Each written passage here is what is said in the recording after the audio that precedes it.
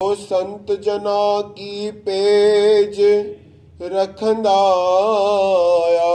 बोलो गुरु नानक गुरु ग्रंथ साहिब की, बाबा नारायण दास साहिब, बाबा श्यामदास साहिब की जय। गुरु अमरदास साहिब जन जी बाणी आ। सुख कीअं मिलंदो?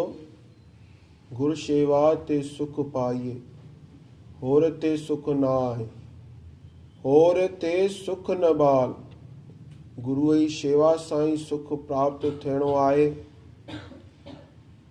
शेवा कहिड़ी आहे? हिकु त उनखे यादि करण बि शेवा आहे, तन जी शेवा, मन जी शेवा। मन परमात्मा में लॻाइणो आहे। त गुरुजन भी चवनि था वेठा, गुरु शेवा ते सुख पाइए, होर ते सुख न बाल। ॿिए ते सुख न पाए। सुख जेके आहिनि, ॿाहिरियां सुख जेके आहिनि थोरे मात्र आहिनि, पर परमात्मा जो जेको अंदरूनी सुख आहे, गुरु शेवा जो सुख आहे, उहो अलौकिक सुख आहे। अंदरूनी सुख खे असांखे हासिल करणो आहे। गुर के शब्द मन भेदिए। मन कीअं सुधरंदो? गुरुअ जे शब्द सां। मन भेदिए, मन खे भेद, मन खे निशानो ठाहे, मन खे चओ प्रभु परमात्मा जे लाड़े ते हल, परमात्मा जे मन लॻाए। त उहो मन कीअं सुधरंदो? गुरुअ जे शब्द सां। नाम रूपी औषधि असां वठंदा रहंदासीं, तॾहिं असांजो मन जेको आहे धीरे धीरे धीरे धीरे करे उहो परमात्मा में लॻंदो। परमात्मा में मन लॻी वियो त सभु तुंहिंजो थी वियो। अगरि संसार में मन अटकिजी वियो काथे, ॿ नदियूं न हलियूं, ॿ नदियूं हलियूं की समुद्र सां वञी मिलंदासीं। त हिकिड़ो विच में बढ़िया गांव आयो, हरियाली लॻल हुई चारो तरफ़ां। त हिकिड़ी नदी चई, न हिते त सुहिणो आहे, मां हिते ई टिकां थी वेठी। तूं ॿी नदीअ चई, मां त अॻिते वेंदसि। पोइ मूंखे चई, हे जेके आहिनि गांव वारा मूंखे ॾाढो प्यार था कनि, मां हिते ई। त उहो धीरे धीरे करे अटकजी वई हुते। ऐं उहा जेकी ॿी नदी हुई वञी छा थी, हुन में छा थी वियो? धीरे धीरे करे कीड़ा अची लॻिया।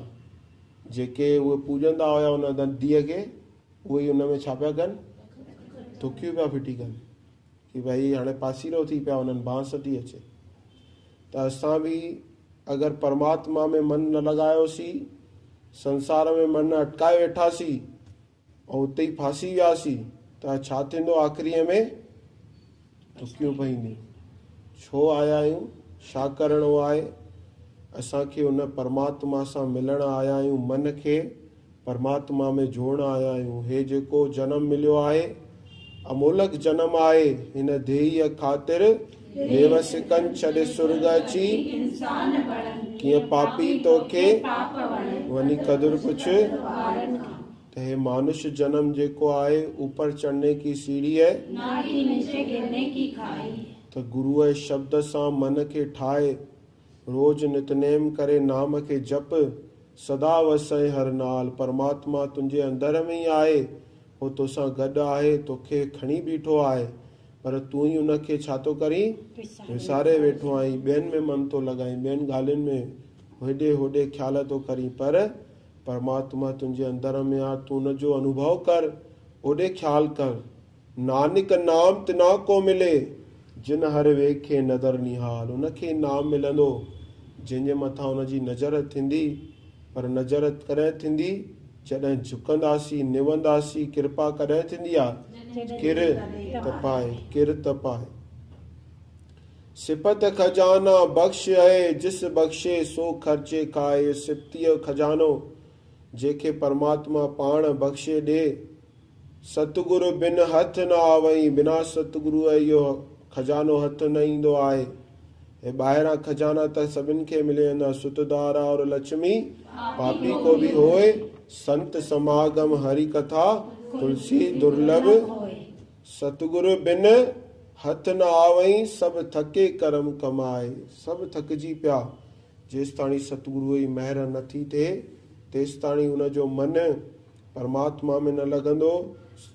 नानक मनमुख जगत दणहीण है, अॻे बुखा की खाए। दणहीण आहिनि, ॿियनि वस्तुनि सां पंहिंजो मञणो लॻाइनि था वेठा। गुरुजन चवनि था मनमुख आहिनि इहे। त हिन जे लाइ असांखे छा करिणो आहे?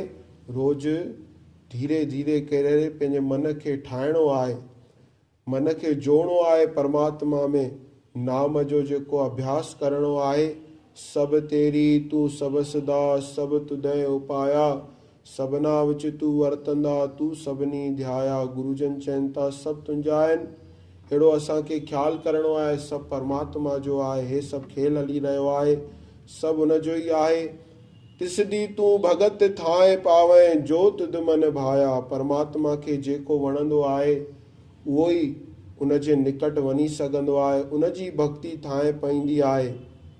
त असांखे परमात्मा खे ख़ुशि करिणो आहे, पंहिंजो मन जेको आहे परमात्मा में लॻाइणो आहे। जो हर भावे सो थिए, सभु करन तेरा कराया।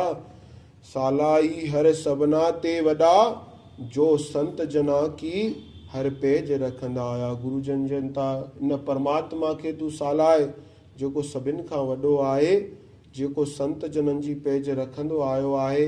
भक्त जननि जी पेज रखी अथई, पहलाज जननि जी, ध्रुव जी परमात्मा पाण पेज रखी आहे। त असां बि अहिड़े परमात्मा खे सालायूं, उनखे यादि कयूं। उहो पेज रखण जे लाइ वेठो आहे।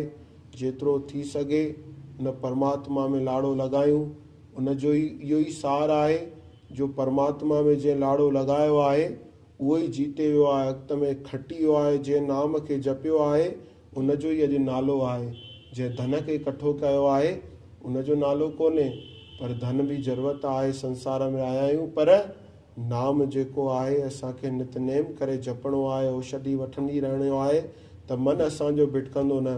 त अहिड़े नमूने गुरुजन असांखे सम्झाइनि था वेठा, नाम जी औषधि वठंदा रहूं, नितनेम कंदा रहूं, कल्याण थींदो, लोक सुखी थींदो। परलोक से नानक हर प्रभु।